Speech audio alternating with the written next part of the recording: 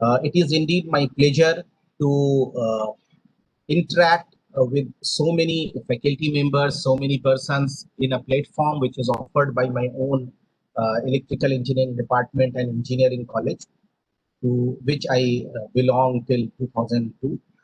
I still feel connected to especially Aligarh Muslim University and Zakir Hussain College of Engineering and Technology, especially electrical engineering department, uh, due to Dr. Rehan. Because in the past we have been interacting with each other due to several green projects. Now, as far as the energy conservation and sustainable development is concerned, this is the topic I'll be taking to you for next 1 hour or 1.5 hours. This topic is especially close to my heart because I always used to say that energy conservation is somewhat more important than energy generation. So we, since at Terry University, uh, working on the field of renewable energy since actively for last 10 years. But still, I feel that energy conservation should come ahead of renewable energy, because 1 unit of energy conserved is actually more than 1 unit of energy generated. Because while you are going for energy conservation, you will be conserving the losses as well. So energy conservation should be looked for at every places uh, we have, means whether it is in our built environment, whether it is our outdoor environment, whether it is our appliances, whether it is our vehicle, whether it is our walking style, whether it is our mobile using style, everywhere. So everywhere there is potential of energy conservation. So this is something what we can understand in the layman language, but when we talk about something structured, then in that particular case, you actually have to look for a structured way that how can we look for energy conservation opportunities. Anyway, so we will discuss that in our next 1.5 hour session in detail. Before that, I would like to thank again Dr. Rehan, Dr. Zaid, and other members of Electrical Engineering Department to provide me this platform, this opportunity to interact my thoughts with the large group of intellectual people. So, with this, I would like to start my presentation now. Anything else to be done, Mr. Dr. Zaid, or should I start? No, sir, you can start. Okay. So I'll be sharing my screen.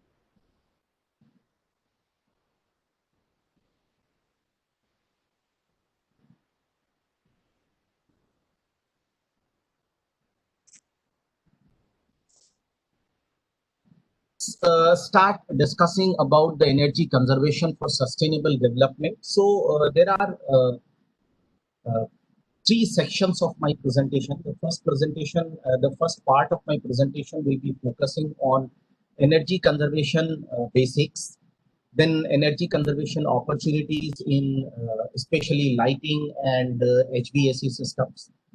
Then I'll take the energy conservation opportunities for sustainable development per se. So, as I have already told you, that energy conservation is nothing but energy conservation is the way by which we can identify the opportunities by which we can reduce our energy usage. So without going into much deliberations, let's first start with the definitions, different definitions of energy conservation.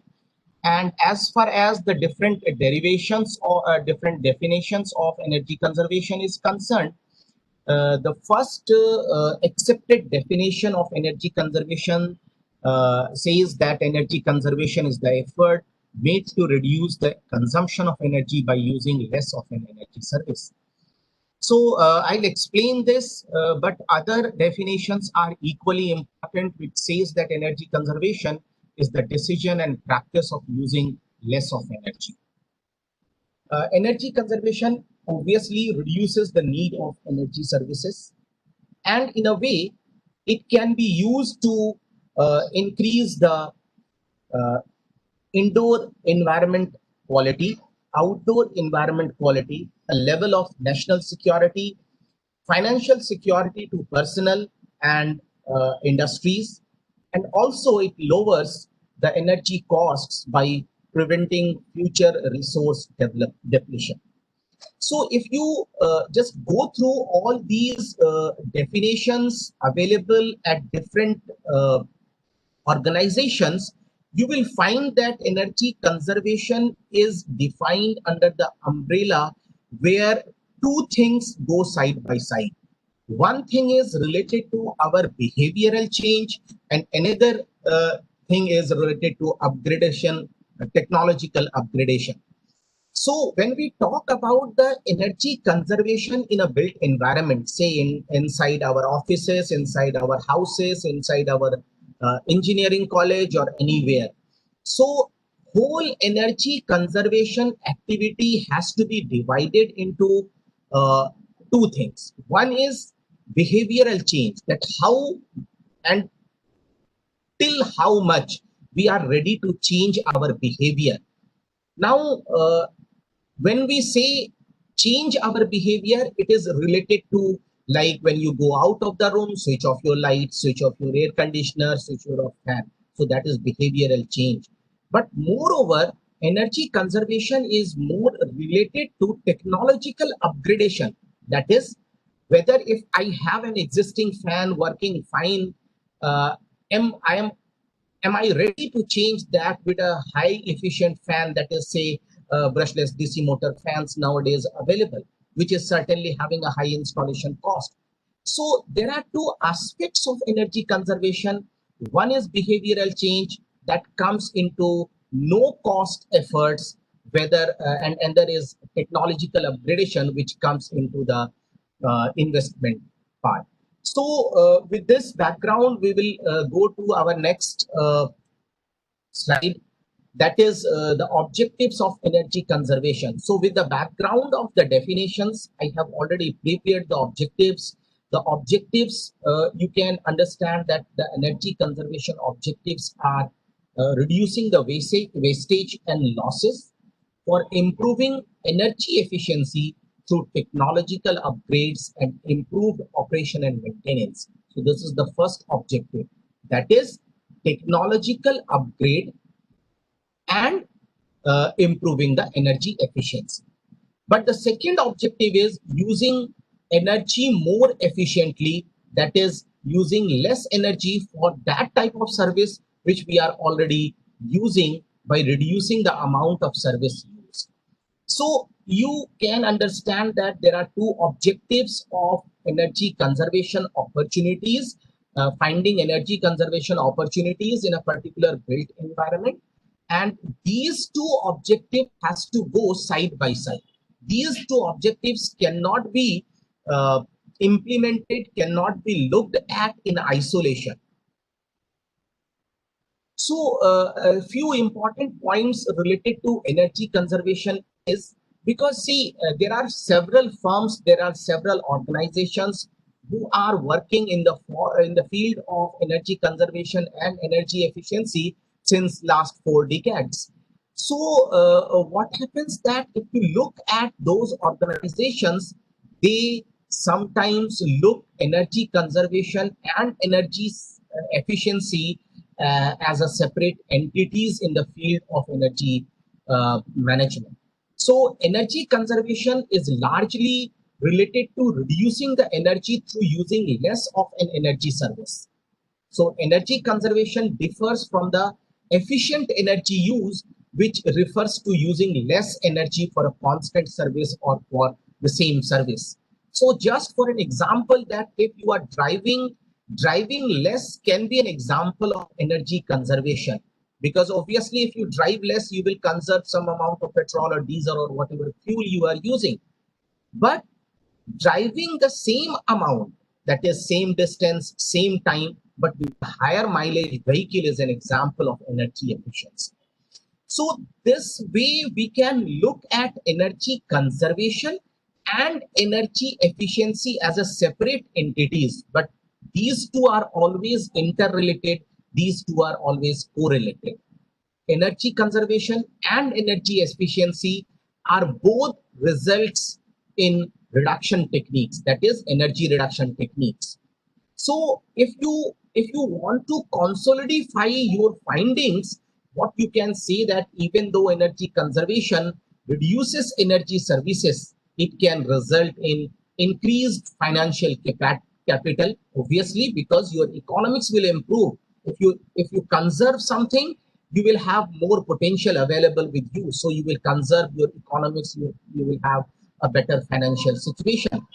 Then since most of our energy is still, if you look, we are in India generating 372 gigawatt of electrical power, and most of them, around 66% of them, is still coming from the thermal power plants. So if you can reduce the energy consumption, it means you will actually reduce the energy consumption of the energy coming from the thermal power plant, or more specifically the coal fire power plant. It means you will cause an environmental quality improvement that may lead to national security and obviously your personal financial security. And that is why energy conservation has to be at the top of the sustainable energy hierarchy. So sustainable energy hierarchy means, I'll come to that one later on as well, when we will look at the energy pyramid. So you can understand that energy conservation has to be at the top of sustainable energy hierarchy. Means if you want to go for sustainable development as far as modulation of your energy use is concerned, energy conservation is the thing which should first come in your mind. This is what do we mean by at the top of sustainable energy hierarchy, because this is something which is in our hand. If I say that, okay, you go and develop a solar rooftop plant on your roof, that may not be in your hand due to investments, due to calculations, due to other regulatory issues. But energy conservation is something which is always in our hand, and we just have to technically upgrade our fittings, our electrical appliances, and we have to go for certain kind of behavioral change. So when we look for the energy conservation opportunities in different appliances, different equipments near around us, so we categorize these appliances into 7 broad thematic areas. And those broad thematic areas are like lighting equipments, heating, ventilation, air conditioning systems. Heating, ventilation, air conditioning systems, or HVAC systems, are basically a more widely accepted terminologies worldwide. But in Indian circumstances, it is only air conditioning which is important, because we are into a composite climate where largely our climate is for most of the period in a year, we are hot climate. And that is why we are more focused on our cooling needs, that is air conditioning needs, rather than the heating needs. But there are heating needs as well. Heating needs are further classified into 2 categories: space heating and water heating. So if you look at those wagon wheels on the basis of which we classify the appliances and equipments near around us: lighting equipment, HVAC system, motor inventory and loads, office equipments. These are the four thematic areas which is occupied largely by electrical equipments, whereas mechanical systems and thermal systems. Mechanical systems are like your hydraulic press or pneumatic systems. Thermal systems are like boilers and uh, chillers and all other things. So, and kitchen equipments are largely occupied by mechanical equipments. So, my core research area is focused on energy conservation opportunities in appliances, which is largely electrical in nature. So, I'll be focusing on lighting equipments, HVAC systems, motor inventory and loads, on office equipment. So office equipment itself, because office equipment, if you look, has been popularized. Office equipment means your PCs, that is personal computers, your laptops, your tablets, your printers, your copiers, your scanners, and all those things. So if you look, the commercial and practical use of all these equipments have been developed within last decade, where already energy conservation opportunities were occupied in the minds of the manufacturers. So office equipment is not a problem nowadays, because our office equipments are already, most of them are already energy efficient. I'll also show you a, a wagon wheel, where a pie chart where you can see that how, what is our consumption pattern. So my main focus is to focus largely on electrical equipments for energy conservation opportunities, because mechanical systems, thermal systems, and kitchen equipments are no doubt very, very important. But if we will be started covering that, we might not be having enough time. But if I will be having the time, I'll certainly touch upon those points as well. So this is the household, the typical household electricity consumption. So if you look, it is according to a household electricity consumption survey conducted by IEA, that is International Energy Efficiency Association. So they have conducted this in 2005. Some modifications were made in 2017, but largely, if you look, still the wagon wheel remains the same. That is, large part of our consumption goes in HVAC system for air conditioning, space heating, and other HVAC appliances, that is regulatory appliances. Now, household electricity consumption in urban areas, this is for urban areas. Urban areas are the areas where the population is more than around a crore people. So, and they are using largely electrical equipments for at least more than 50% of their uses. So, kitchen appliances also over the years consumes a lot of electricity, because kitchen appliances are not only related to our uh, gas stoves, but they are induction cookers, they are microwave ovens, and they are other OTGs and other things. So electrical chimneys, that also comes under the category of kitchen appliances. So the second category is kitchen appliances. Now, water heating, that is geysers, also consumes a lot of electricity, followed by lighting and then other electronic equipments. Other electronic equipments already is at much energy efficient level, so there is a less of energy conservation opportunities there. So when we have tried to analyze the results of this survey, that is survey for residential energy consumption, we actually came up with the domestic electricity distribution for energy conservation. That is, we have, see, like say I have told you that you might be using electrical appliances which consumes 29% of your electricity. But what happens, maybe all of them are already conserving the possible energy, or all of them are energy efficient. So in that particular circumstances, there may not be any potential of energy saving in kitchen appliances. So when we correlate these two terminologies, that is consumption of electricity and energy conservation opportunities, we come up with this pie chart, and we find that still it is the HVAC systems where the energy conservation opportunities are more compared to any other appliances, followed by water heating and then lighting. So this is, look at the wagon wheel, that is still, even if you say that, okay, for the last 50 years, we are using electrical fixtures or electrical lighting system, but still you have at least 12% energy conservation opportunity left within your lighting systems, because of the fact that it is a normal mentality we have, that if anything is going right, why to replace that? So I'll also give you an idea about how energy payback, simple energy payback, we can calculate if we change our appliances using a sample case study in between the discussions itself.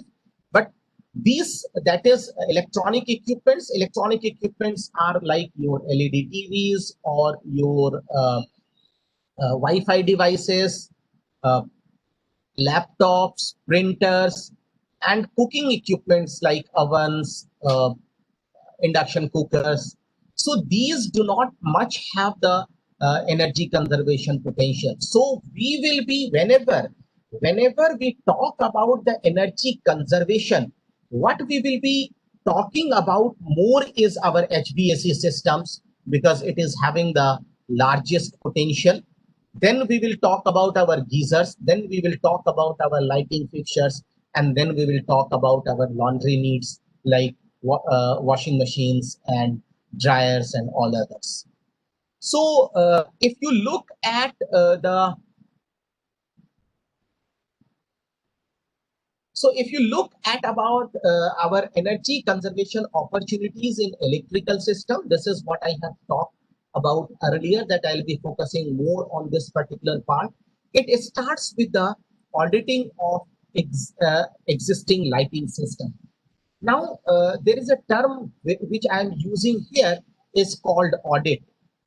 So audit is basically the structured process to assess the energy conservation opportunities in a particular establishment, in a particular built environment. So something like, everybody knows that if you can replace a tungsten lamp, that is incandescent lamp, with a LED, certainly in the longer run you will save some energy. Everybody knows that.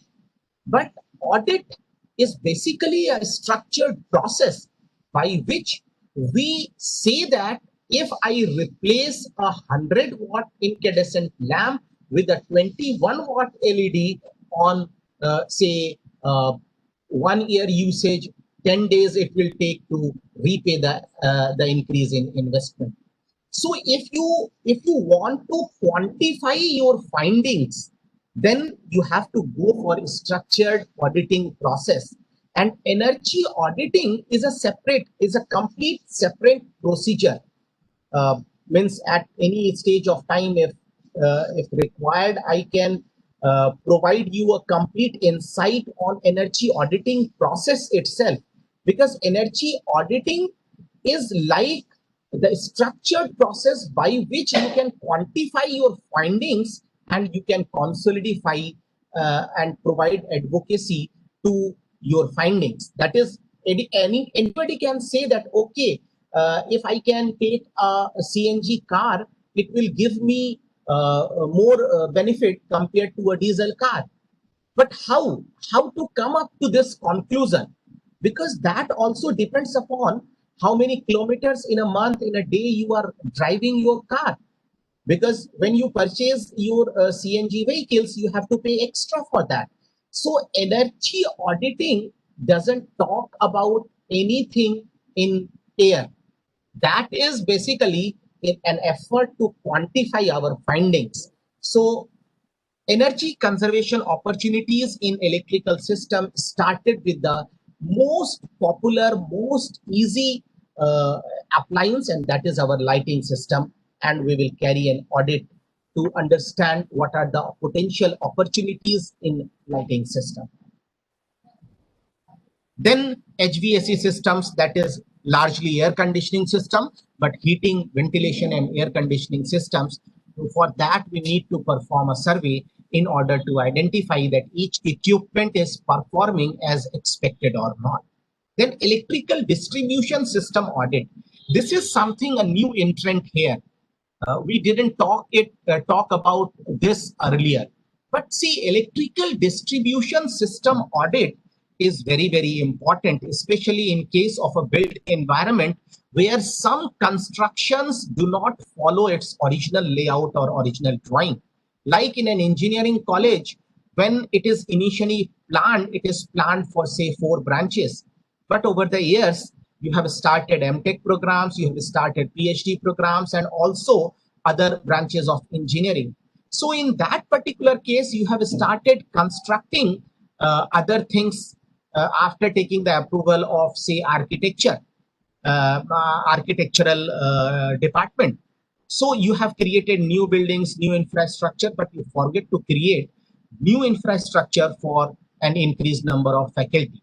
So what we used to do is, for faculty cabins, we used to make an intermediate construction and change our electrical distribution system, because to make the lighting system available, to make a PowerPoint for your computer and printer available, you have to change your electrical distribution system within that built environment due to this new construction. And that potentially cause an adverse effect on the total energy conservation opportunities and finally the energy efficiency measures. And motor inventory and load is why we are talking about it separately, because motor is largely related for water pumping in all the organizations, in all the households. So what type of motor should we use first? Secondly, how frequently should we go for change in motor? Because you will find organizations, you will find buildings where the same submersible is being installed for say 20 years or 25 years. So is that a good practice? That needs a separate attention, and that is why that is covered briefly in the 4th stage. So let's start with the lighting system audit. Lighting system audit, as I have told you, audit is the process to identify and quantify our findings related to energy conservation opportunities in any establishment. So the energy auditing for a lighting system can be performed into 4 steps. Assess what you have, evaluate the existing lighting levels and the lighting quality, estimate your electrical consumption, calculate energy saving potentials.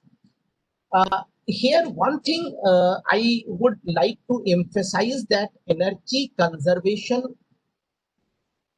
opportunities is to find by which we can reduce our energy consumption.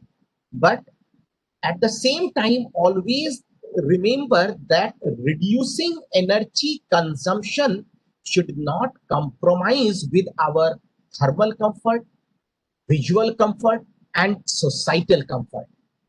So you can say that, okay, if I keep my lights off, I'll certainly conserve some energy, but it will darken your room. And if it darkens your room, it means you have to make a compromise with your visual comfort, which is certainly not an objective or even hidden objective of energy conservation. So you should not compromise with your visual comfort. Similarly, someone say that, okay, you put your ACs on a setting of 32 degrees centigrade. It will certainly conserve energy. Obviously, it will conserve energy, because at 32 degrees centigrade, my ACs will work just 1 hour a day or 1.5 hours a day if I'm using it for 12 hours. But certainly I have to make a huge compromise with my thermal comfort. So I cannot go for that one. That cannot be taken as a energy conservation opportunities. Another is societal comfort. That is also very important. like using daylighting. So someone says that, okay, this window is opening in an open area and you should not use the curtains on your window, keep it open. It will give more lighting to your cabin, and in that way you can switch off your lights. Fine, true. Energy conservation opportunity is there using daylighting, but suppose your window is opening to a gallery to which everybody is passing and someone is also peeping into your windows to your cabin. So in that particular case, you have to make a comfort with your societal comfort. So energy conservation opportunities is no doubt is a way to find the ways to reduce the energy use, but without making a compromise in my thermal comfort, in visual comfort and societal comfort. So come back to lighting system audit. So this is the process that first you have to assess what you have, that is whatever lighting equipments you have, by sectionalized analysis using different rooms, then different characteristics of the lighting fixtures, at what height it is, what is the width of your lighting fixture, length, color, what type of light color it is producing, and how many lamp types are, which type of lamps we are using, how many fixtures are there, how many luminaries are there, then what type of electron blast is your blast means choke, you simply understand in case of fluorescent lamp you use, whether it is a magnetic kind or electronic kind and all those things. So first of all, you have to make a list of what you have. Then you have to start your calculations to evaluate the lighting levels and the lighting quality. So if it is a library, the lighting requirements will be different compared to a lighting requirement in a storeroom. So what happens that there are standards for that, and according to that standards, you have to calculate the lumens per watt, or in terms of, you say area, then lumens per square foot you have to calculate for that particular area where you want to see the energy conservation opportunities in lighting systems. So this is how estimation of electrical consumption for lighting loads are being carried out. So first of all, we will calculate the total consumption in terms of wattage. Then we will calculate the power densities. Then we will compare the existing power densities with the standard of lighting requirement. And then we will estimate the annual hours of use. And in that way, we will come up with the annual lighting energy cost for the existing equipments. So these are some of the recommended lighting levels in the buildings as per the International Energy Conservation Code and adopted by Illumination Engineering Society. Illumination Engineering Society was established in 2001 by North American Society. So at that time, it was said that Illumination Engineering Society for North America, but now it is just IES, that is Illumination Engineering Society. So these are the lighting levels, and these are the watts per square foot for a particular area. So if you look, your bedroom has 200 to 300 lux requirement. Similarly, your classroom is having 300 to 500. Library 200 to 500. Near the stacks in the reading area, it is 300 to 500. Similarly, if you go into your docks, 100 to 300. Then parking areas 50 to 100. Workshops 300 to 750. So these are the standards, and based on these standards, now you can suggest a new device or a retrofit. Sometimes we do not replace the lighting equipments completely, rather we retrofit a high energy efficient lighting system with the existing system. Like if you identify that, okay, I can replace, I have 10 incandescent lamps and I can replace out of that 10, 5 with the LEDs. So that is called retrofitting. That is not complete replacement, but a portion of that particular establishment has been replaced by highly energy efficient opportunities. So energy saving potential is to be calculated considering a new lighting scheme or the retrofitting, and repeat the calculations as we have gone through in step 3. That is again for the same thing.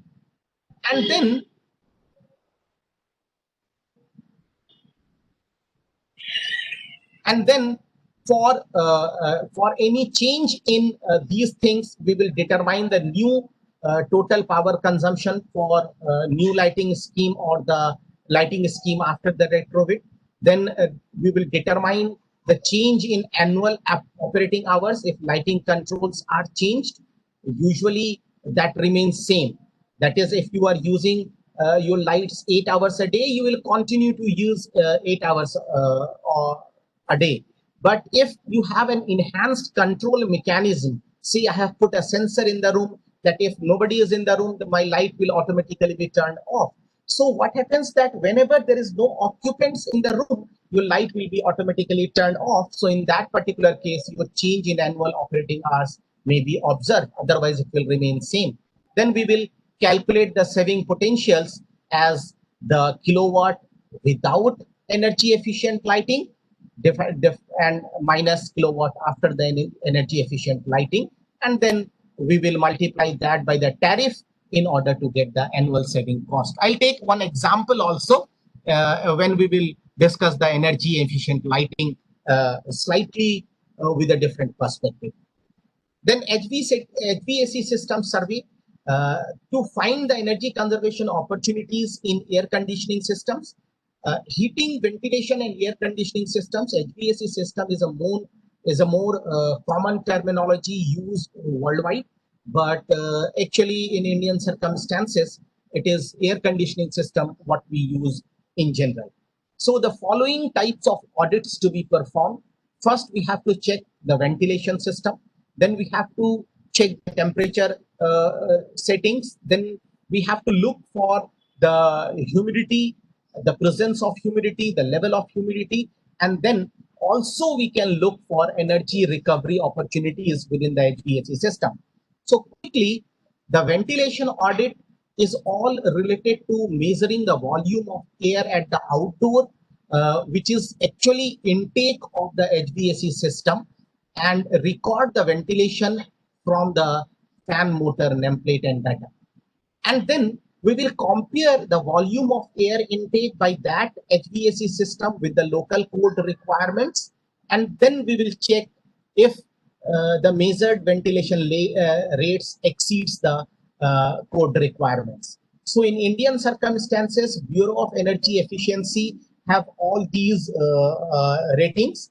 If you want to go into the details of that one, you have to go to the BEE site and you will find the different code requirements, especially for HVAC systems. So what happens that ventilation system audit is all about checking that what volume of air it is sucking from the outside environment and what is required. If it is sucking more, it means that the pump, the fans, or the draft fans needs to be used, is working at more number of hours, which is certainly increase our power consumption. The temperature audit. Temperature audit is all about checking the temperature setting.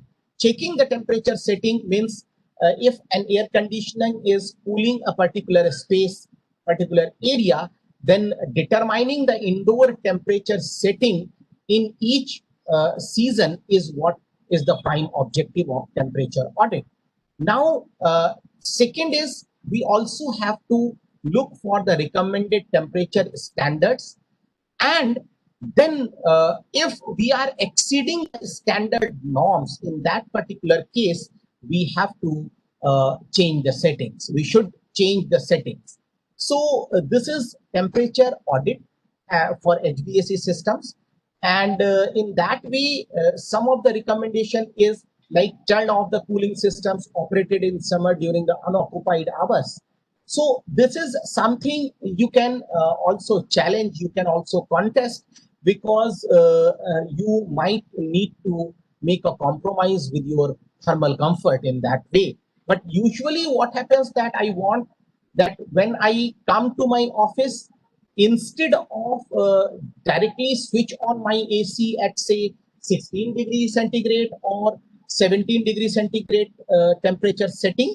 If someone can switch on my office AC prior to my coming, say at 20 degree or 22 degree, then in 1 hour, the temperature of that space will already come down to 21 and 22 degree centigrade, which is well within the thermal comfort of a normal human body. And it will also conserve that particular energy, because during 16 degree centigrade, the compressor has to work continuously, whereas for 23 degrees centigrade, the compressor works at almost half the time. So this is how recommended temperature standards to be checked before we check with the temperature at a particular space. Then humidity audit. Humidity audit is not very popular in Indian circumstances, but humidity also plays an important role in our thermal comfort. So if you bring the temperature down to 23, but your humidity is very high, then you may not be at that thermal comfort. So in that particular case, removal of humidity is presence of moisture within that particular space, is very, very necessary. So what happens that and why it is required? Because approximately 1000 British thermal units are required to vaporize each pound of water. So with this rate, you can understand that if you have more humidity within that system, you need to use more energy to remove that particular humidity. So what happens that most humidification systems are used to maintain the comfort and health of the occupant.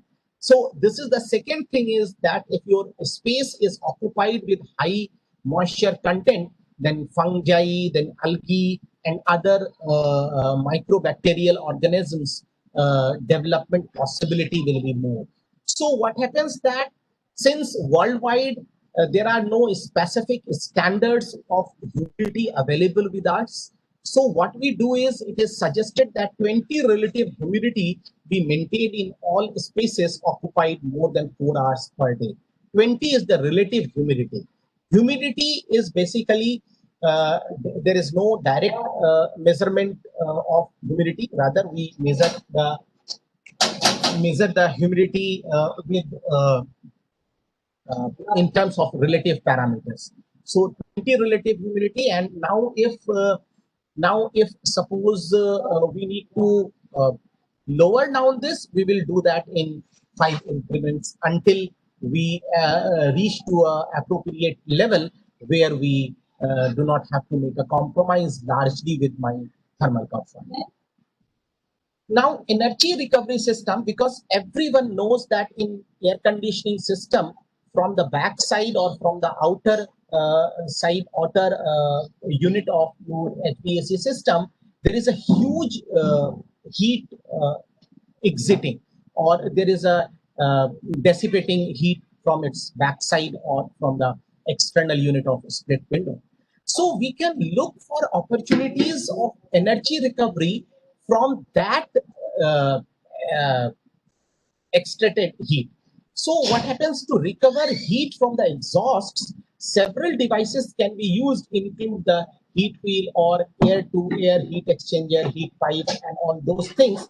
And those recovered heat can be used at several other places. Like I can use that for, say, space heating or water heating in my kitchen. So if it is a commercial establishment, obviously my air conditioning load will be more, air recovery system opportunity is more, and the recovered heat can be sent to the pantry, or you can say to the kitchen for more effective use of recovered heat. Now, electrical distribution system audit. So as I have already told you that that I have given you an idea that any intermediate construction can cause the change in use of pattern of our electricity as far as the distribution system is concerned, because of the creation of an intermediate electrical point, fan points, or lighting fixtures, or anything else. So, but what happens that any additional load, and why distribution system audit is important because those having a background of electrical engineering may be knowing that we are getting electricity during our residential areas from a distribution transformer, which works best at 70 to 75% of its loading. So what happens that an additional change in distribution system will increase the load, obviously, because if you don't need to put the load, you won't create any distribution system. So what happens that it will increase additional load, and that additional load will result in reduction in power factor. Now, if the power factor reduces, keeping the same amount of power, your current will increase. Your current will increase, I square R losses will increase, causes reduction in efficiency due to increase in losses, and all the possibilities of energy conservation, finding energy conservation is basically lost. So in that particular case, electrical distribution system audit is very, very important in order to identify the exact loading of the transformers and other induction based equipments like motors or fans or any other like compressor based equipments, ACs or something. So what happens that to compute the power factor, we all know that first we have to calculate the reactive power. So this is a power triangle, and this is how we can calculate the active power, and root 3 VLIL sine phi will sine theta in this particular case will give you the reactive power. And once you calculate the reactive power, the capacitance required to get the power factor improved can be calculated, and that amount of power factor correction can be implemented or can be included as a part of our energy conservation measure, because an improvement in power factor will reduce the current for same amount of kilowatt uses, and once your I reduces, your losses will reduce. It means the overall consumption of electricity, or you can say overall the conversion of used electricity into useful work will be more. Now, second is looking for energy conservation opportunities, especially in case of motors. And in that particular case, you can calculate again the volt ampere requirement of motor, and then you will find that if any motor come up after your built environment is functional. Say earlier there were only one motor which is pumping around 1000 liters of water on a particular establishment, and that was fine. We are comfortable with that. But later on we found that okay, that 1000 liter is not sufficient because of the increased number of occupants, and we have included one more motor. So what happens that you know that one motor, another motor, your power factor combined together reduces to a greater value. So if one motor is operating at 9 power factor, another is at 0.9 power factor, both of them are at suppose 0.9 power factor. So when one is working, your overall power factor is 0.9. But when both of them are working, your power factor will be equal to 0.81. So this is how you have to calculate that what additional amount of power factor correction is required in order to reduce the load so that we can improve the energy efficiency and looking for the energy conservation opportunities. So this is one of the examples of motor inventory and loads. So these are high efficient motors. Usually high efficient motors are having an enhanced design perspective, and it consumes almost 30% less energy compared to the existing induction motors. So this is a sample calculation for a case study of 10 HP the polyphase induction motors. So this is what is the cost, installation cost, that is called first cost. So standard motor is $180, and high efficiency motors are like are of three types, A, B, C. They are basically related to the amount of energy conservation opportunities they have, maximum being in C. So this is the installation cost, like $224, $252, and $272 against 180 as the base case, and base case is 10 HP polyphase induction motor. So first we will be calculating their annual cost. So annual cost is like we have divided this with the 1 year, and we find that the annual cost is more for our energy efficient motors. Now, for a particular uh, need, for a particular water need, the electricity required, the power required is 8.78 for a standard motor. And since these three are having a higher efficiency, the power requirement is less. Now, we are using that all the motors are using, is operating 400 hours per year. So this is operating hours. The efficiency is written here, 85, 87, 88, 89. This is I am taking on higher side. Actually, this is not more than 70%.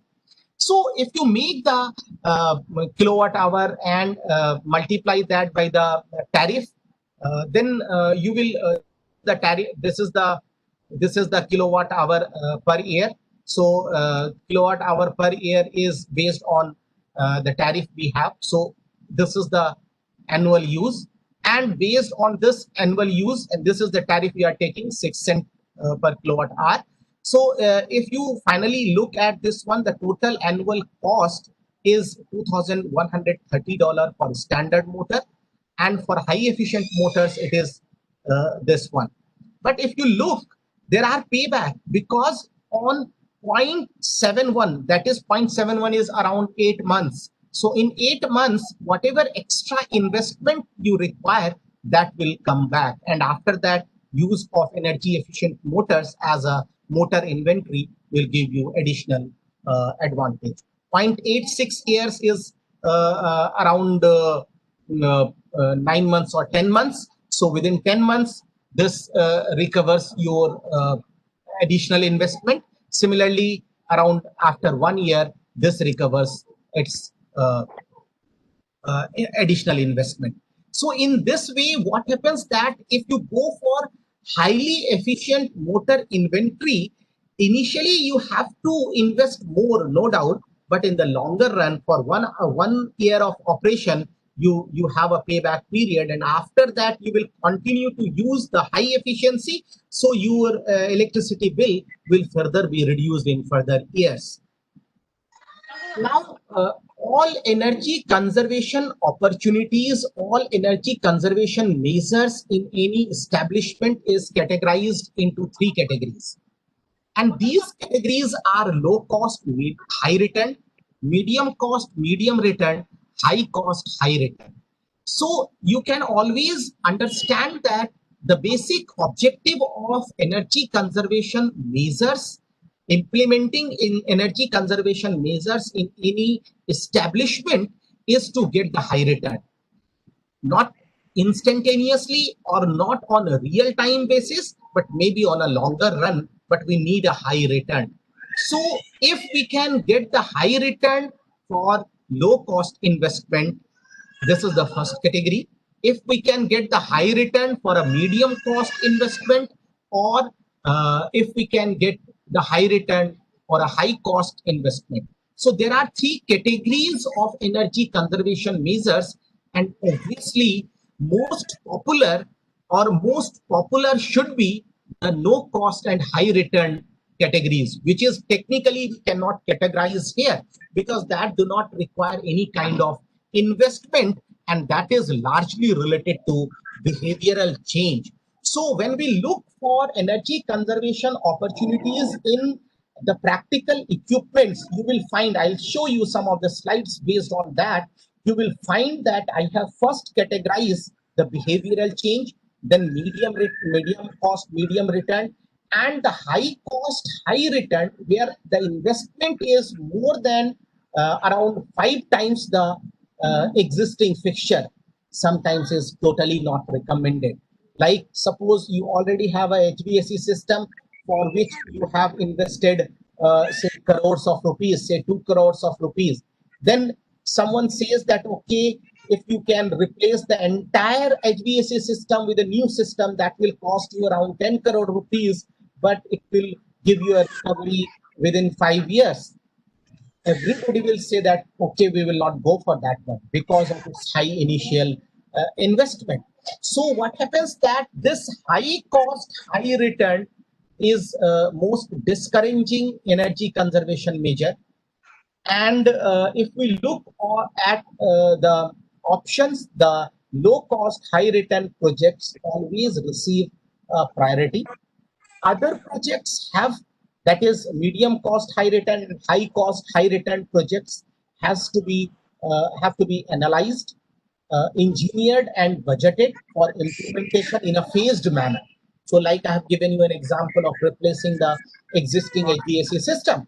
So, in that particular case, you have to go for a phase replacement. You cannot directly invest 10 crore rupees, maybe. The budget is not available to the organization. So, in that particular case, you can go for phase, like first replace the AC of faculty cabins, then go for the other staff, then go for the student rooms, and so similarly, the projects relating to energy cascading and process change almost always involve high cost. So cascading means, like, if you replace one, you need to replace other things also. Like, suppose I say that, okay, change the lightings. So what we can realize that change in lighting may require the change in the holders also, or the lighting fixtures also, or change in the luminaries also. So that becomes a cascading effect. You want to invest only in improvement, technological upgradation of the lighting, but you also have to make a technological upgradation into the distribution system, which is not initially calculated. So these projects are generally complex and may require long lead times, and that is why medium cost, high return and high cost, high return investments are a clear no-no as initial is at the initial stage, and we will go for the low cost, high return project. Now, if we look at the table of priority for energy conservation measures, when we report this one to any organization, so if we can clearly mention the economical feasibility with well-defined and attractive packages, we can also say that existing technologies are adequately technically feasible, and there are no risks associated with the existing technology with well-defined and attractive economics involved. Then the chance of getting picked by management for this energy conservation opportunity is good. Now, the second level is we are actually defining that whatever opportunities we are advocating, whatever energy opportunities we are talking about is economically feasible, but maybe the technical feasibility is partial. For some of the things, we have to go for technical upgradation, and for which we do not have much information.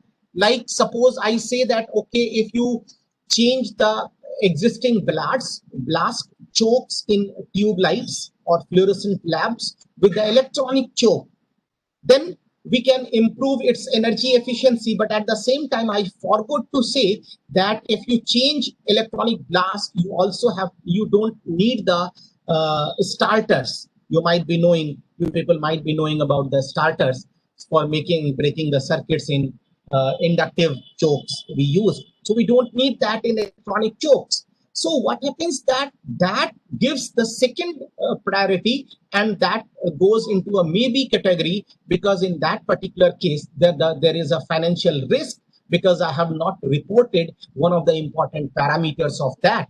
So in that particular case, what happens that my interventions will be termed as marginally acceptable, although technically feasible, but there is a minor operating risk. Now, the C category, or the third category of energy conservation measures, which I am proposing, if it is poorly defined, and I am, as a proposer, as an energy auditor, not sure about its economical feasibility, then in that particular case, the second thing is we will look for its technological feasibility. And we say that the existing technology for this C category of recommendation is not feasible. So my risk feasibility becomes doubtful. I am doubtful about the risk associated with this one. So what happens that in that circumstances, it is put on hold.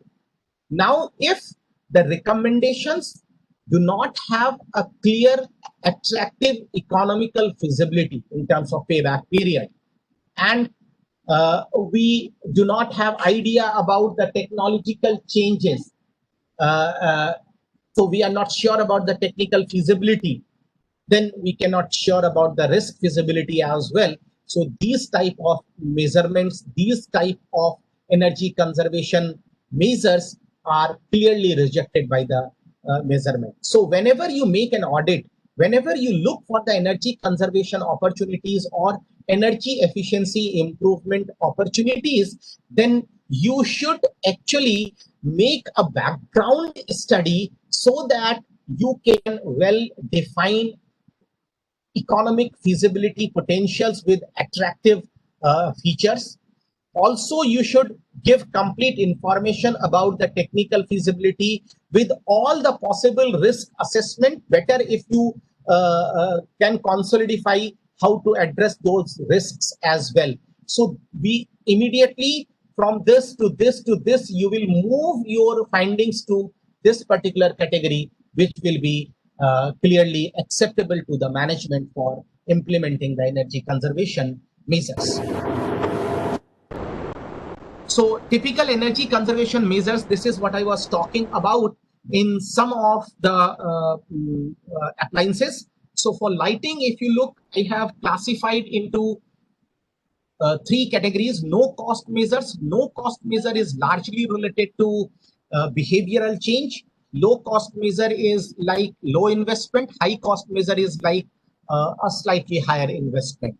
So lighting, if you look, these are all behavioral change.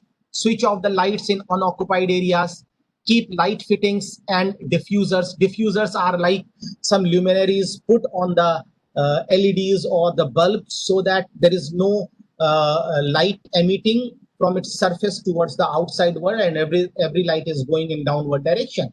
So that is diffusers. Similarly, on expiry, use whenever you feel that now your fluorescent lamp or CFL is not working properly, its light is inadequate or it is not working at all, then you need to replace it. Now, when it comes to the replacement, we should change our behavior to replace it with the energy efficient options. So these are some of the low cost measure. Low cost measure is obviously replacing the tungsten lamp, that is incandescent lamp, with the fluorescent lamp or LEDs or halogen based lamps. Then high cost measures is like upgrade your lighting system to next level of smart lighting system, where you can control the lighting through remote access through your smartphone or any other remote control, or you can go for microprocessor based control. So this is just an example for lighting system upgradation, that is energy conservation opportunities, finding energy conservation opportunities in some of the lighting systems, lighting appliances. Similarly, for heating appliances, no cost measure is avoiding individual portable electric heaters. Instead of that, you can go for room heaters, especially wire based room heaters, where they also take care of your humidity and uniform heating. Then controls and settings, when you are not there, automatically that should be turned off, or manually, even whenever you are not in the room, you just go out of the room and switch it off. So those are low cost measure. Low cost measure is you can fit microprocessor based controls in that one. High cost measure is replace the electric space heating with a fossil fuel based heating or any other natural gas based heating or LPG based heating. So here one thing is very, very important to understand, that your electrical heating especially electrical water heating or electrical space heating is a highly inefficient method of heating, because what we are doing, we are first of all converting our thermal power through thermal power plant. We are converting the fossil fuel into electricity, so there are losses, and again the electricity is reaching to our houses and we are converting back into heating. Electricity is converting back into heating. So what happens, there are two types of losses. So if you can directly go and convert any fossil fuel into heat and utilize that one, so that becomes your one of the advantages. But obviously it is a high cost measure, because your gas based geysers are potentially at a higher cost, available at a higher cost compared to electric geysers. So this is one thing. Secondly, replace on peak convectors and off peak storage heaters. So storage systems is something like during the off peak hours. I think we all know what off peak hours and peak hours are. Off peak hours are those hours at which electricity is available at a slightly cheaper rate. Peak hours are those where electricity is available at a slightly higher rate. And obviously that is only in case of commercial setup or industrial setup where time of use or time of day pricing is applicable. So if you can replace some of the loading from peak hours to off peak hours by using some kind of thermal storage, that is one of the ways by which we can look for the energy conservation opportunities in heating system. Now, ventilation, air conditioning, again, these are the things we can go for ventilation and air conditioning. So set control so that air conditioning and heating are not fighting each other. So you should not be using your air conditioning like you are also keep your window open or door open, and also you are using the air conditioner. So in that particular circumstances, what we are doing is air conditioning and heating is fighting with each other. So a behavioral change, that a proper insulation should be provided before we switch on your air conditioner. Similarly, we can use the blinds or a good facade in outskirts of our cabins or windows in order to reduce the load on air conditionings. So this is something behavioral change. Low cost measure it is like, again, putting microcontroller based controls. Then high cost measure is like variable speed drives for larger fans and pump motors are used. Or in some of the cases, I'll also take this topic later on with a slight different perspective. So in that particular case, you can go for variable refrigerant volume or variable refrigerant flow, VRV or VRF kind of motors for air conditioning particularly. Similarly, these are the measures in case of motors and drives. Catering equipments. Catering equipments are one of the things where in most of the household applications, we can look for energy conservation opportunities. A slight behavioral change will cause a lot of energy saving. So avoid use of cookers for space heating. Sometimes we use the household heaters in order to space the room, in order to heat the room as well. So avoid using that. Room heaters are having well convectors, so it can speed up your heating process of the room. So these are some of the things related to behavioral change. Low cost measure is like you should look for any repair or broken or damaged cooking stoves, replace that. Continuous cleaning of your chimneys or your cook stoves is one of the way to save cooking energy. And for that, you can go to the website of PCRA, that is Petroleum Conservation Association. So you can go for that one and look for how to improve the energy efficiency in cooking stove. High cost measures are wherever possible. You should go for gas instead of electricity equipments. But in some of the cases, obviously, we cannot go for that one because of the fact that electricity is in especially in rural areas or villages or hamlets, we cannot go for electric equipment for cooking because looking at the availability of electricity, that may not be a reliable choice. Office equipments, simply the no cost measure is switch on equipment only when needed. Normally, what we used to do is we keep our printers on at all the time. So you can just change behavior, switch off your printers when not in use, and switch it on only when it is in use. Switch off after use, activate auto shut down on the PCs. That is also called switch on the sleep mode.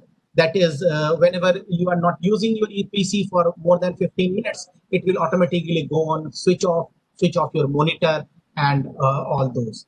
And second is put sensor based controls for say coffee machines, copiers, or other things. And then in the high cost measure, you can connect every appliance with the building energy management system control. Now, this is the pyramid of conservation activities, and this pyramid is, I thought that I'll let you know about this pyramid. This pyramid is called Pyramid of Energy Conservation, which is derived from energy pyramid. On the energy pyramid, on the bottom, there is energy conservation. On the middle, there is energy efficiency, and on the top, there is renewable energy. So renewable energy is an ultimate cause of energy conservation, because see, if you have renewable energy option available on your household, on your establishment, on your own building, in that circumstances, you don't need to procure the electricity from Discom. So what happens in that way, you can conserve electricity. But obviously that is a high return, high investment option we have. So what happens that if we look at the energy conservation opportunities, first of all, we need to go for energy auditing to understand and provide an action plan for the new construction or the new implementations. Then we should go for the low cost or no cost options in terms of like how we can change it using programmable thermostat or hot water setting and all those things. So once this is planning, this too is the planning stage. So once the planning is completed, we will go for the implementation stage. So these are the implementation stage. That is from lighting to this window is the implementation. So first we will go for the lighting, because we have seen that lighting is having energy conservation opportunities less than the HVAC system, that is for sure. But at the same time, it is a low cost investment. So on advocacy level, or on the basis of which I recommend some energy conservation measure, I'll recommend the energy to look for the energy conservation in lighting system first. Then I will go for the air sealing. Air sealing is related to providing an insulation for all the places through which conditioned air can leak. So you have to go for ultrasonic leak detectors, and then provide M-seal kind of adhesive, so that you can seal whatever air is being leaked, cool air is being leaked. Because if your cooled air is being leaked in a HVAC system, your HVAC system has to work more and more. Then we will go for Energy Star appliances. Energy Star appliances is a program actually originated by Bureau of Energy Efficiency. I'll come that to in detail. But Energy Star appliances we always look for. There are 10 mandatory schemes, 10 mandatory appliances for which Energy Star is mandatory. There are 16 others where there is a voluntary star level arrangement is there. So we should, to the extent possible, use 5-star rating equipments, because 5-star rating equipments consumes the least energy out of all the other appliances. Then insulation and ventilation. So this is the second thing, is insulation and ventilation at the building level for walls or for foundations or for crawl spaces. Then we will go for energy conserved water heating system in terms of, say, solar water heating system or gas based water heating system, then space heating and cooling, then changing the windows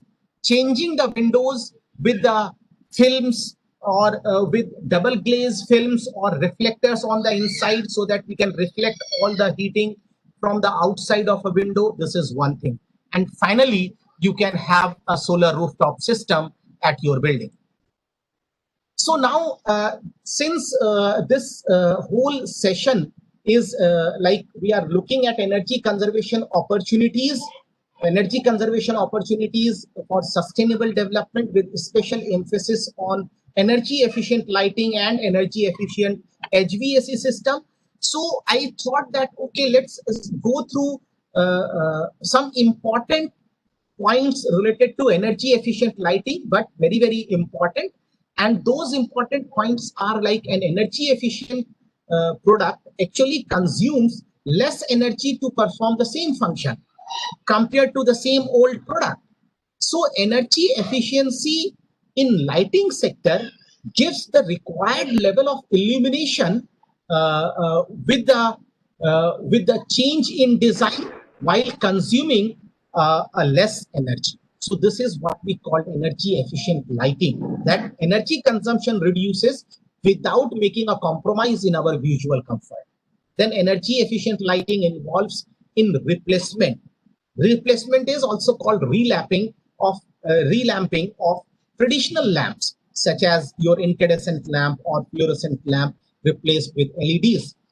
Similarly, these energy efficient schemes can be applied for external lighting, internal lighting, residential building, internal lighting, or commercial buildings. So everywhere. So in a particular locality, you have to look for energy conservation opportunities, for energy efficient lighting opportunities in your, not only inside your building, but also you should look for, say, street light, look for your staircase lighting. And you can see that in those particular circumstances, maybe the saving potential is more. Then also, sometimes energy efficient lighting is related to an advanced level of control associated with this one.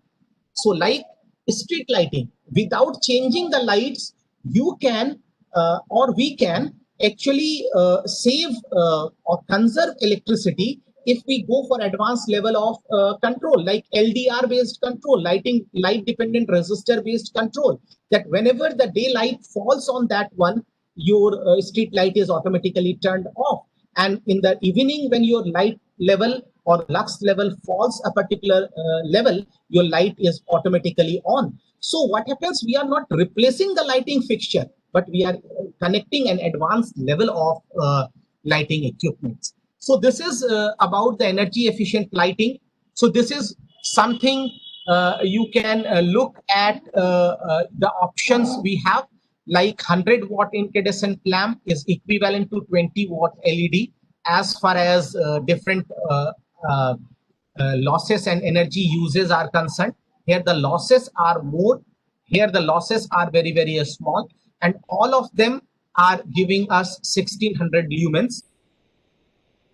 This is a normalized value, that is halogen lamp 77 watt, CFL 23 watt, and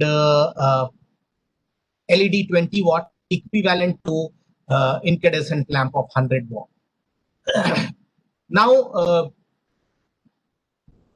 Now this is one of the articles published in US Department of Energy, which says to replace 40-watt incandescent lamps with 11-watt and 7-watt. In fact, US has banned production of incandescent lamps of wattage more than 40 watts, although they have allowed to sell the existing inventory, but they have banned the production of incandescent lamp more than 40 watt. So this is just one of the examples of annual operating cost. Another important feature is a sample case study, where I have made a case study for the same illumination level for an incandescent lamp, say 100 watt, equivalent to CFL of 27 watt, and practically it is LED of 21 watt. So what happens that when we look at the wattage, unit price is potentially different. Incandescent lamp is merely available at 25 rupees, whereas CFL is available at 250 rupees, 10 times of that one. And LED is available at almost 2 times the price of a CFL. So around 400 rupees, or in some of the manufacturers' case, it is 500 rupees. Now I am assuming that we are using our lighting fixtures for 8 hours a day and running it for 360 days in a year. So, and also I am assuming that the tariff is 5 rupees per hour, per kilowatt hour, that is 5 rupees. So in that way, if you look, power consumption is 100 watt. Annual running time is multiplication of these two. So L1 running time for all of them are same. And when we multiply this with the tariff, the annual energy consumption we are getting. So just look at the annual energy consumption. This is 2,880. Then it is around 7778. That is 778. This is around 605. So for LED, we are having the annual energy consumption at the lowest level. So if we go for the annual bill paid for just one bulb, you will see that for one incandescent lamp of 100 watt, we are paying 14,400 rupees. Whereas for CFL, 3,888 rupees. And for LED, we are paying 3,024 rupees. At this stage, you should always remember that your investment is also more in case of your LED. So if we go for saving calculations, so saving calculation is like 100. So it is the base case. So we will not calculate the saving potentials here. So the saving in kilowatt or in wattage is 73 here, because it is 100, it is 27. So it is 73, and it is 100, it is 21. So it's 79 watt it is saving. So what happens if you calculate, this is the annual per day saving for a use of 1 day. So if you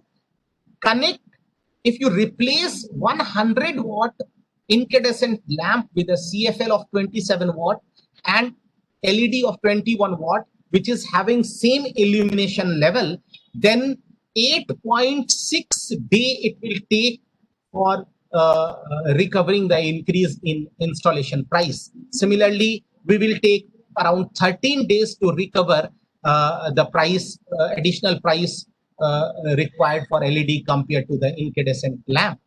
So this may be looking at unrealistic to you because of the fact that it is hard to digest that it will take just 9 days to recover the additional investment, or it will take just 13 days to recover the additional investment. But here I'm just taking the case of one bulb. So my investment is also less, but I am assuming that these all options are running for 1 hour, for 1 year, and 8 hours 1 day, 8 hours a day. So it means I am assuming that the annual running time is 2,880. Obviously, if you reduce this 8 hour, or if you reduce this 360 days, then your payback period will become more. So with these circumstances, you can see that this is what I was saying at the initial phase of our discussion also, that mere saying something will not work unless until you make a calculation and quantify your findings. So this is what is called energy audit. So this is basically the process of lighting energy audit in a particular establishment by which you actually calculate the payback period for your additional investment. So energy efficient HVAC systems, I think we have already discussed this in the energy conservation opportunities for HVAC systems. So I'll not go for this in detail because of, I think I have just 10 more minutes to finish and I have other things to cover. So the first thing is, in this particular case, these are some of the ratios: seasonal energy efficiency ratio and energy efficiency ratio. These two must be on a higher side for HVAC system. This is calculated on a seasonal performance basis in the correct environment, in the use environment. This is calculated, that is EER is calculated in the standard environment, that is in a laboratory environment. So what happens that correct sizing of HVAC system, advanced controller, sensor-based, thermo-based, variable refrigerant volume and variable refrigerant flow-based flow system, and proper thermal insulation is the key to energy efficient HVAC system. This is some of the market shares. That is just to give you an idea that over the years, our HVAC load is going to increase. It is increasing exponentially, in fact, nowadays. So this is a research carried out by TechSci, and they come up with the further use of this one. So technical tips for energy efficient HVAC system. So there are 5 things in an HVAC system where we can go for energy efficiency measures, to look for the energy efficiency measures, starting from reducing the cooling load by proper building insulation. Then appropriately designed system sizing is usually we procure a higher rating HVAC system, which is not a very good practice. So you should size it appropriately. Then go for high efficient chillers. Chillers are basically used for industrial and commercial HVAC systems. Then air handling unit should have a VAV, that is variable air volume system, so that it can control the flow of air, so that not much external air which is at higher temperature would be injected into the room. Then duct layout. Duct layout is also very, very important, because the duct layout should be carried out at the time of building design itself. If you do the building duct layout after the building design, then it may not be that optimized. Then operation and maintenance, the schedule and preventive maintenance schedule must be available for every HVAC system, and a periodic maintenance will reduce the load on electrical equipment. Now, if you look at the indigenous initiatives in India for energy conservation and energy efficiency, then there are 4 aspects of that one. The first is Energy Conservation Act 2001, then creation of Bureau of Energy Efficiency. Then this is actually a star level program. It is a wrongly written START. It is star level programs, which is a brainchild of Bureau of Energy Efficiency. And then finally, the ratification of Sustainable Development Goal 7, which is related to clean and affordable energy. So salient features of Energy Conservation Act, I'm not going to read it. It is just, I leave my presentation with the presenter and you can go. But see, Energy Conservation Act is actually originated from Ministry of Power in order to empower the central government and state government to incorporate the energy conservation measures, especially initially for the building sector. So for the commercial sector or for the industrial sector. So the first thing it needs to do is to specify the energy consumption standards. Then it should direct mandatory display of the labels on the appliances and the equipments. Then it will prohibit the manufacturing, sale, purchase, and import of non-energy efficient equipments. Establish and prescribe energy conservation norms. So these are the functions of energy. These are the some salient features of Energy Conservation Act 2001. And then prescribe energy conservation building codes. So energy conservation building code is also known as ECBC, which is available in the Indian market in since 2007. In 2017, it has been revisited and changed. And then in 2002, there is a creation of Bureau of Energy Efficiency.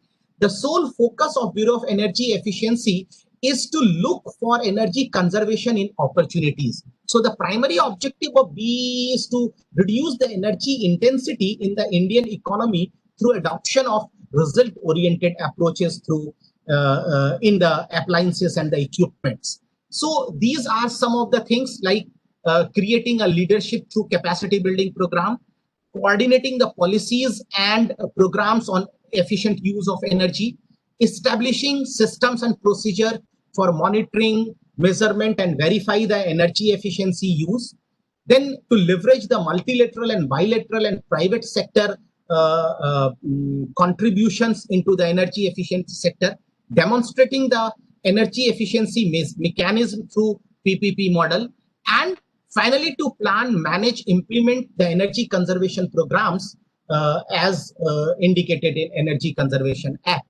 So functions of BEE, so these are some of the objectives and these are the functions. So if you go into the BEE website, you will have a deep insight about the activities carried out by BEE. But actually the BEE is not only limited to capacity building program or rating of different appliances, but also it is the function of BEE incorporates the creating awareness and dissemination the information about the use of less energy, promoting the use of energy efficient processes, then promote innovative ideas for financing the energy efficient products, then prepare educational curriculum for energy auditor. BE is having a certified energy course that is called energy auditor. So you can also join diploma course that is for 6 months and 1 year for a PG diploma course, and you can be a certified energy auditor. Then BEE star level equipments. So the only objective is to put a star level on the equipment is to show how much electricity the appliance consumes in a year. Each appliance gets between 1 and 5 stars, with 5 star meaning that it's extremely efficient. So BEE rating is certified energy efficiency standard for the applications for the appliances sold in India. Nowadays, BEE program has also been adopted by Bangladesh and Nepal, and they have slightly different standards, but more or less it is same as that of our BEE standards. So there are 10 appliances and 16 voluntary. There are 10 appliances under mandatory scheme for which it is mandatory to put the star level, and there are 16 appliances which is under voluntary scheme for which it is voluntary that they, if they want, they can have the star level indicated on their appliances. So these are like frost-free refrigerator, fluorescent lamp, home use ACs, electric geysers, color TVs, LED lamps, direct cool refrigerators are all comes under the mandatory scheme. Whereas induction motors, pump sets, ceiling fans, domestic LPG stoves, yes, domestic LPG stoves also, washing machines, then diesel-based generation, diesel-based, you can say water pumping requirement, printers, copiers, scanners, and all those things comes under the voluntary scheme. Now, energy efficiency is also very important to understand in a built environment. So in a built environment, that is, if inside a building, we look for energy efficiency buildings, we can convert our normal building into a green building. So insulation of the envelope means the outer walls which faces the sunlight or the sun temperature is the first step to improve the energy efficiency. Now, this energy efficiency improvement in a built environment is basically 5 stages. The first is perform the insulation solution with the perform its air leakage, then perform leakage in ventilation, then look for energy conservation opportunities at equipment level, and if possible, go for the renewable energy. And you can understand that your investment will also increase like this one. So these are some of the energy efficiency buildings, and these are the energy efficiency measures in a built environment. That is, you can just look at all the possible things. One thing is your building should be such that you can have a south facing photovoltaic plant available on your rooftop. Similarly, you can have all the equipments with Energy Star rating. Then similarly, you have greeneries in terms of plants and others near around you. These are some of the green building rating systems we have. So these are some of the green building rating systems we have. Griha is building rating, which is brainchild of TERI. IGBC is Indian Green Building Council. and LEED is basically an US Green Building Council. So these are the, if you find time, come to Delhi in our university building, which is at Vasant Kunj. We have all the features of energy efficiency in our building, and it is a certified green building actually. So, green building certification is mandatory for commercial, and now energy conservation building codes are also issued in 2019 for residential sector. So, Dr. Zad, do I have time to go to take 5 more minutes, or should I? No, we are just running out of time. I request you to please conclude. Okay, so just one more thing, that one part which is I'm just skipping is the core of this discussion, that is called energy conservation for sustainable development. So you can always understand that we are focusing on affordable and clean energy. So by conserving energy, you can make some of the units available for future use for those where electricity availability is a problem. So these are some of the energy conservation and sustainable development initiatives, that is energy resources assessment, environmental concerns, and sustainable demand supply. This is how environmental sustainability programs, economic sustainability, and energy sustainability is correlated with the energy conservation and sustainability. So with this, I am ending my lecture with a word that actually the structured energy auditing process leading to energy conservation measures results in improved energy efficiency, reduction in energy bill, reduced environmental impacts, reduced maintenance cost, and improvement in working conditions. So these are some of the energy conservation ideas that you can implement without looking at anything in your household. That is, turn your refrigerators down to like 37 degrees and deep freezers to 3 degrees. Use energy efficient bulbs. Clean or replace your air filters on regular basis. Run the loads. Always run all the electrical appliances at full load. Partial loading will create underutilization of your equipment. Use a smart power strip. That is, when not in use, there is no energy consumption. Dry your clothes and utensils naturally. Do not use the dishwashers and the washing machine. Bake in an oven with glass and ceramic pans, and do not use the plastic one. Then cook using right-sized burner. Cut down your air leaks on the home, that is, avoid the thermal insulation leaks, and keep your house a little bit hotter in summer and little cooler in the winter, so that energy transition from outside and inside can be easy. So with these words, I'm ending this lecture. I hope